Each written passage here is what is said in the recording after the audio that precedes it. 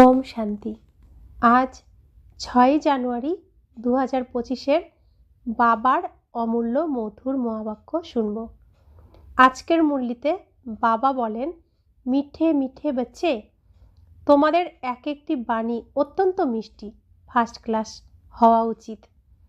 যেমন বাবা দুঃখহরণকারী, সুখ প্রদানকারী, তেমনি বাবা সম সকলকে সুখ প্রদান করো। আজকের মুরলির প্রশ্ন, লৌকিক আত্মীয় পরিজনদের জ্ঞান প্রদান করার যুক্তি কি? উত্তর, মিত্র সম্বন্ধীয় ইত্যাদি সকলের সাথেই নম্রভাবে প্রেমপূর্বক প্রফুল্লিত হয়ে কথা বলা উচিত। তাদের বোঝানো উচিত যে এ হলো সেই মহাভারতের যুদ্ধ।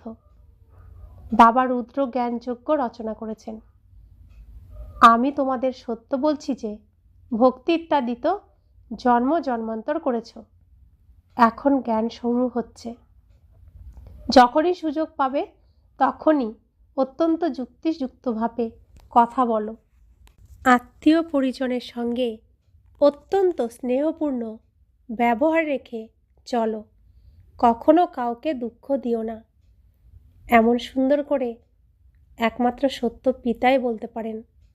কোনো ধর্মস্থানে, কোনো সৎসঙ্গে, কোনো মন্দিরে এরকমভাবে কেউ বলবে না। এমন দায়িত্ব সহকারে এত সুন্দরভাবে আঙুল ধরে ধরে কেউ বলবেন না, একমাত্র বাবা ছাড়া, স্বয়ং ভগবান ছাড়া। আমরা জীবনে চলার জন্য সত্য সাথী চাই, যে সত্য পথ দেখাবে, সব কিছু সঠিক বলবে আর সব সময় সাথে থাকবে সাথী হয়ে। এই পৃথিবীতে এমন কোনো মানুষ এমনভাবে সাথ নিভায় না, এমনভাবে সত্য বলে না, এমনভাবে পথ দেখায় না। একমাত্র বাবাই, স্বয়ং ভগবান ছাড়া দ্বিতীয় কেউ এই পৃথিবীতে নেই যিনি আমাদের সত্য সাথী হবেন। আজকের মুরলির গীত, অবশেষে সেই দিন এসেছে আজ।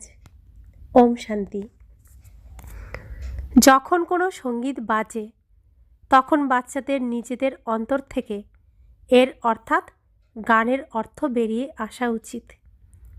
সেকেন্ডে এর অর্থ বের হতে পারে। এ হলো অসীম জগতের ড্রামার অত্যন্ত বড় ঘড়ি। ভক্তিমার্গে মানুষ ডাকতেই থাকে। যেমন কোর্টে যখন কেস করা হয় তখন বলা হয় যে কবে শুনানি হবে, কবে ডাক পড়বে, তখন আমাদের কেস সমাপ্ত হবে। তেমনি বাচ্চাদেরও কেস হয়। কি কেস? রাবণ তোমাদের অত্যন্ত দুঃখিত করে। তোমাদের কেস পেশ করা হয় বড় কোর্টে। মানুষ ডাকতে থাকে, বাবা এসো, এসে আমাদের দুঃখ থেকে মুক্ত করো। একদিন রায়, শুনানি তো অবশ্যই বেরোবে। বাবা শোনেও, ড্রামা অনুসারে আসেও, সম্পূর্ণ সঠিক সময়ে। এর মধ্যে 1 সেকেন্ডেরও পার্থক্য হতে পারে না। অসীম জগতের ঘড়ি কত সঠিকভাবে চলে, এখানে তোমাদের এই ছোট্ট ঘড়িও সঠিকভাবে চলে না। যজ্ঞের প্রতিটি কার্য অ্যাকুরেট হওয়া উচিত, ঘড়িও অ্যাকুরেট হওয়া উচিত। বাবা অত্যন্ত অ্যাকুরেট, রায়ও অত্যন্ত অ্যাকুরেট হয়। প্রতি কল্পে, কল্পের সঙ্গম যুগে সঠিক সময়ে তিনি আসেন। এখন বাচ্চাদের শুনানি হচ্ছে, বাবা এসেছেন। এখন তোমরা সকলকে বোঝাচ্ছ। পূর্বে তোমরাও জানতে না যে দুঃখ কে দেয়। এখন বাবা বুঝিয়েছেন যে রাবণ রাজ্য শুরু হয় দাপর থেকে। বাচ্চারা, তোমরা জানতে পেরেছ যে বাবা প্রতি কল্পের সঙ্গম যুগে আসেন। এ হলো অসীম জগতের রাত্রি। শিব বাবা অসীম জগতের রাত্রিকালে আসেন। এখানে কৃষ্ণের কথা নয়। যখন গভীর অন্ধকারের অজ্ঞানতার নিদ্রায় সকলে শায়িত থাকে, তখন জ্ঞান সূর্য পিতারূপে আসেন বাচ্চাদেরকে দিনের আলোয় নিয়ে যেতে।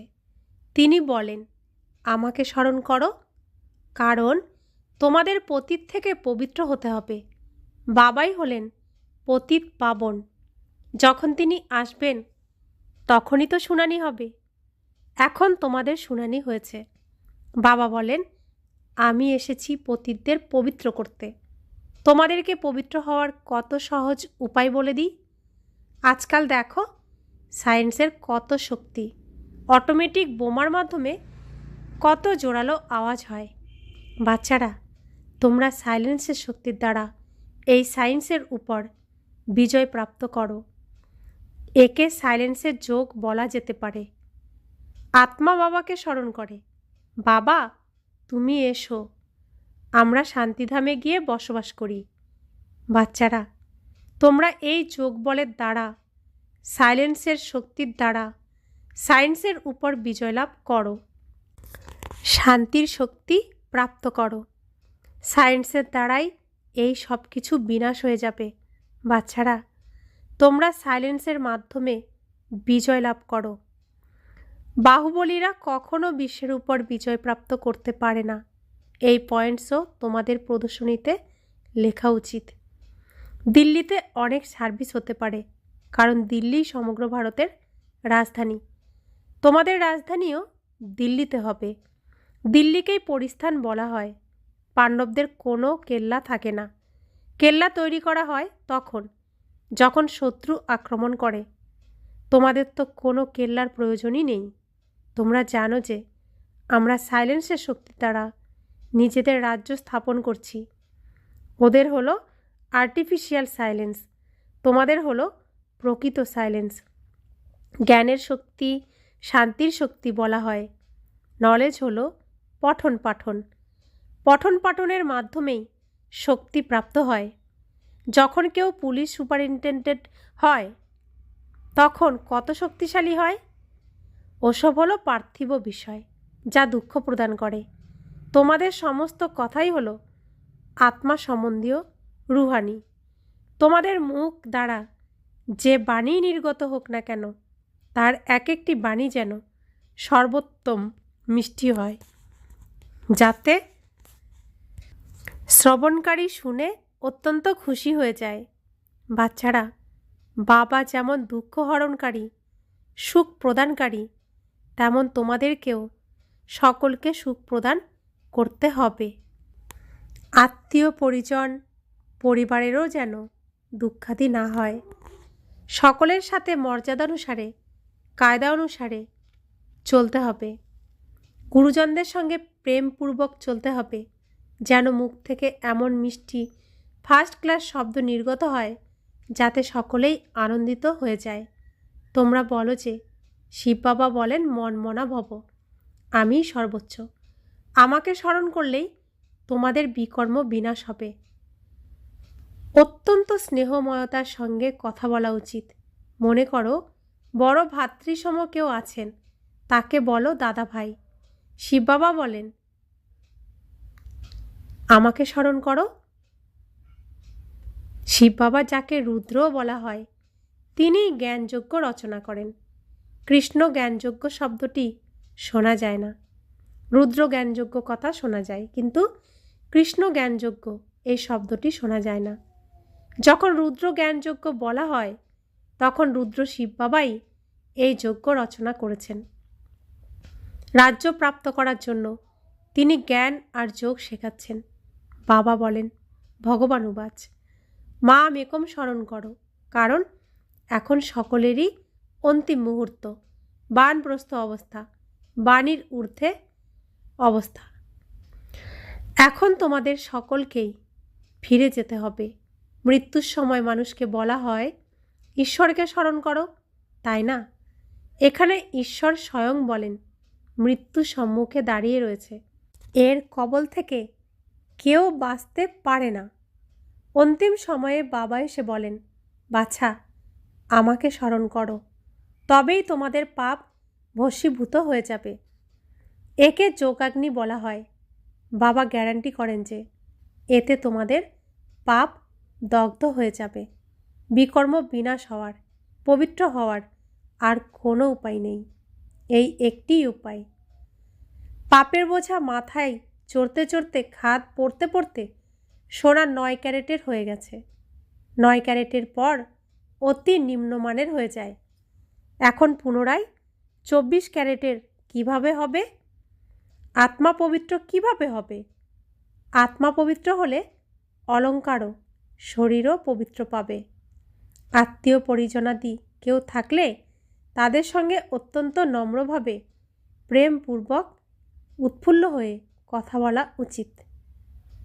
তো বাবা বলছেন যে খাঁটি সোনা হওয়ার জন্য, সমস্ত বিকর্ম বিনাশ করার জন্য, পবিত্র হওয়ার জন্য এই একটি উপায়, বাবাকে স্মরণ করো, তো সমস্ত বিকর্ম, সমস্ত খাদ পরিষ্কার হয়ে যাবে।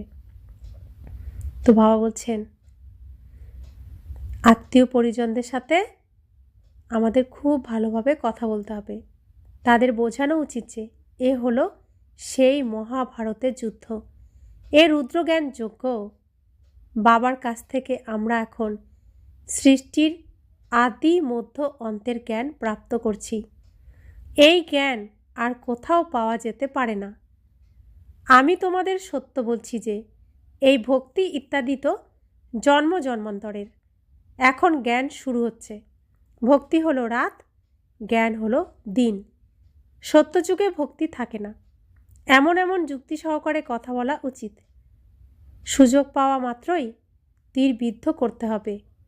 তাতে শুধু সময় আর সুযোগ দেখা হয়। জ্ঞান প্রদানের জন্য অত্যন্ত যুক্তি চাই। বাবা সকলের জন্যই যুক্তি তো অনেক বলে থাকেন। পবিত্রতা বড় ভালো গুণ।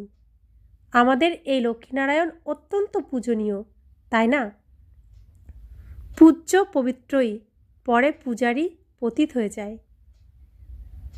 পবিত্রের পূজা পতিত বসে করে, এ শোভা পায় না।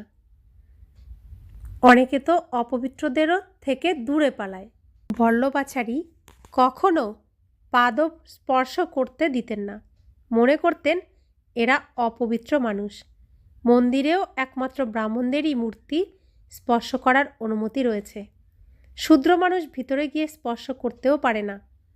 ওখানে ব্রাহ্মণেরাই তাদের দেব মূর্তি স্নানাদি করায়। অন্য কাউকে সেখানে যেতে দেওয়া হয় না। পার্থক্য তো রয়েছে। এখন তারা হলো গর্ভজাত ব্রাহ্মণ, আর তোমরা হলে মুখ বংশজাত সত্যিকারের ব্রাহ্মণ। তোমরা ওই ব্রাহ্মণদের ভালোভাবে বোঝাতে পারো যে ব্রাহ্মণ দুই প্রকারের হয়। এক হয় প্রজাপিতা ব্রহ্মার মুখ বংশজাত, দ্বিতীয় হলো গর্ভজাত। মুখ বংশজাত ব্রাহ্মণ হলো সর্বোচ্চ শিখা টিকি। লৌকিকে যজ্ঞ রচনা করতেও ব্রাহ্মণদের নিয়োগ করা হয়। আর এ তো হলো জ্ঞান যজ্ঞ। ব্রাহ্মণেরা জ্ঞান প্রাপ্ত করে, যার দ্বারা পুনরায় দেবতা হয়। বর্ণের বিষয়েও বোঝানো হয়েছে। যারা সার্ভিসেবল বাচ্চা তাদের সর্বদা সার্ভিসের শখ থাকবে।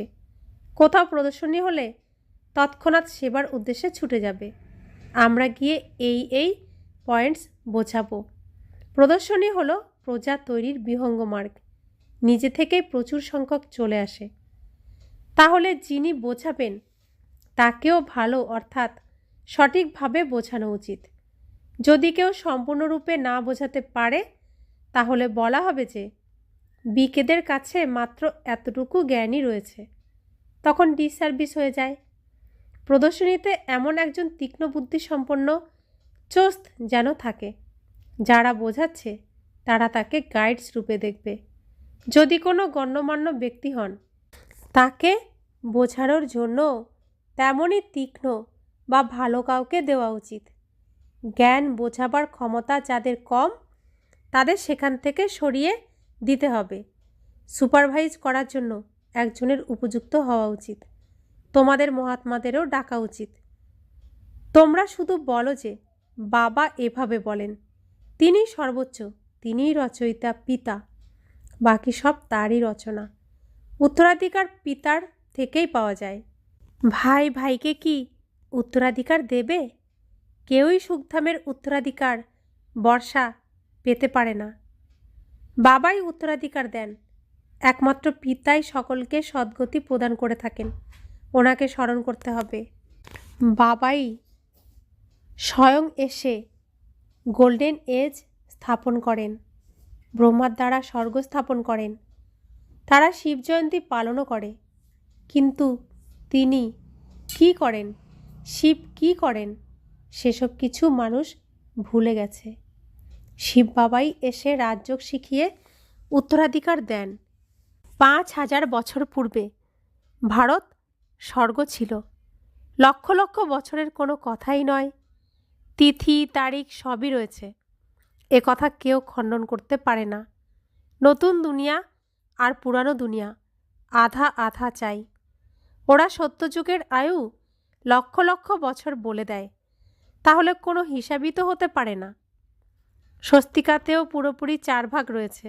1250 বছর করে প্রতিটি যুগকে বিভক্ত করা হয়েছে। হিসাবও তো করা হয়, তাই না? ওরা হিসাবের কিছুই জানে না, তাই তাদের করিতুল্য বলা হয়। বাবা এখন হিরেতুল্য বানাচ্ছেন। সকলেই অপবিত্র ভগবানকে স্মরণ করে।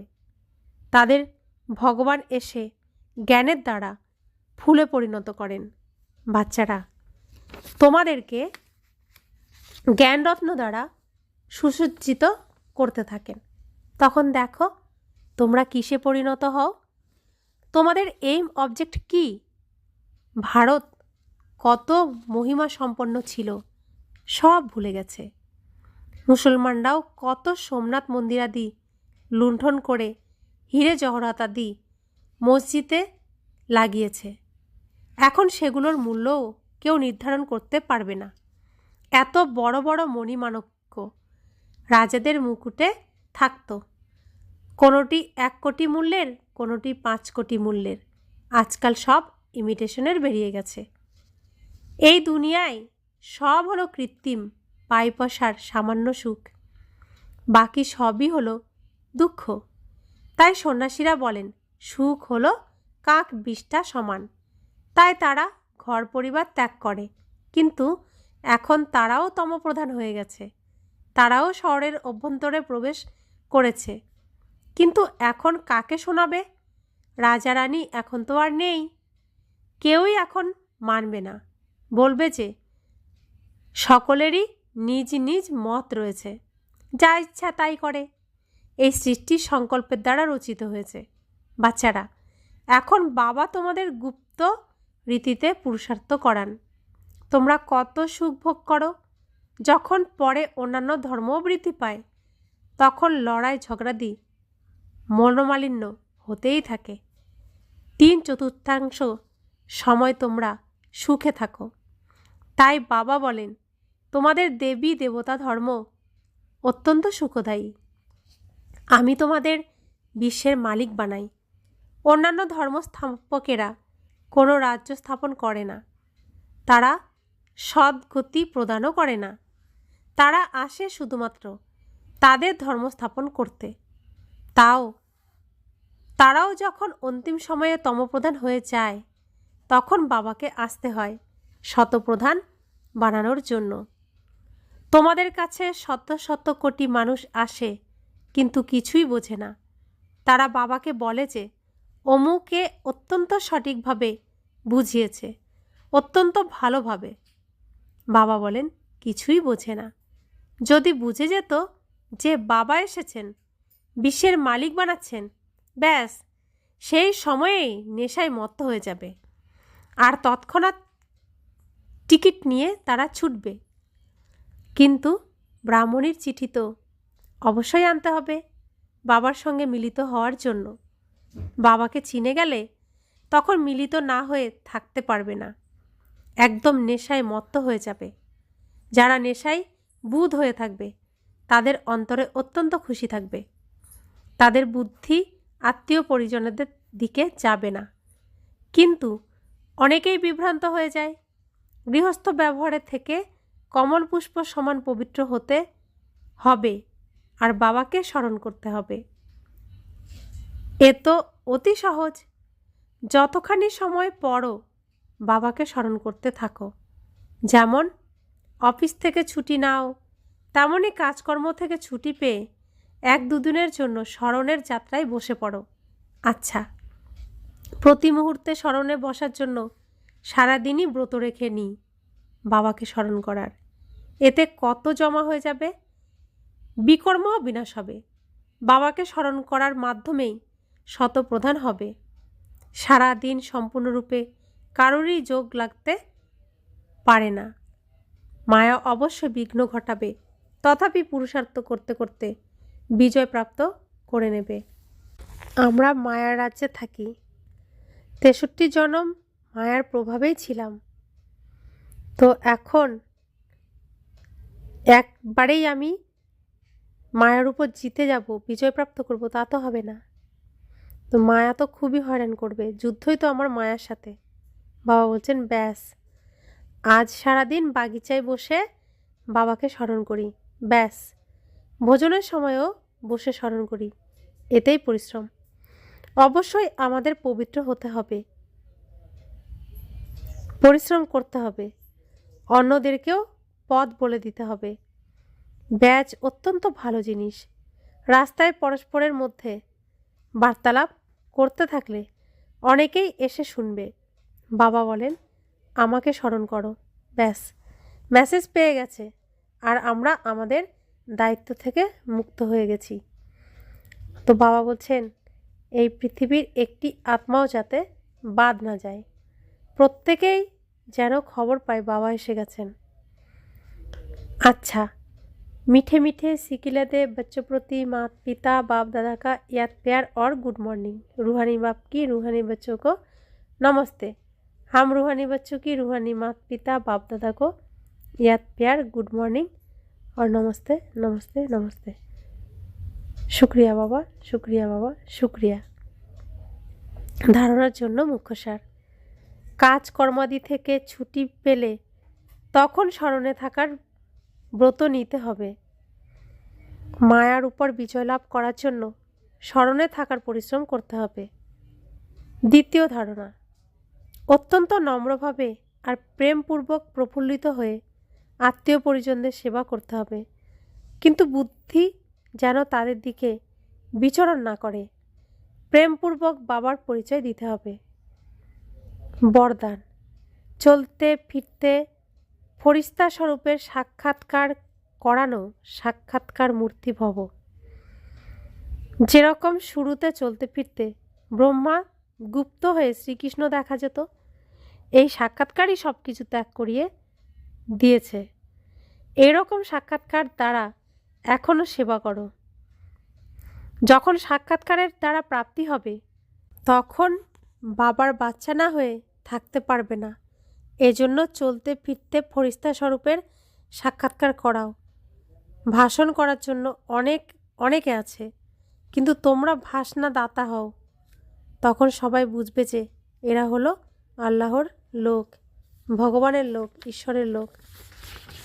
তো স্লোগান, সদা আত্মিক আনন্দের অনুভব করো, তাহলে কখনো বিকর্ম হবে না। আজকের অব্যক্ত ইশারা, নিজের শক্তিশালী মনসার দ্বারা সকাশ দেওয়ার সেবা করো। এখন নিজেদের হৃদয়ে শুভ ভাবনা অন্য আত্মাদের কাছে পৌঁছে যায়।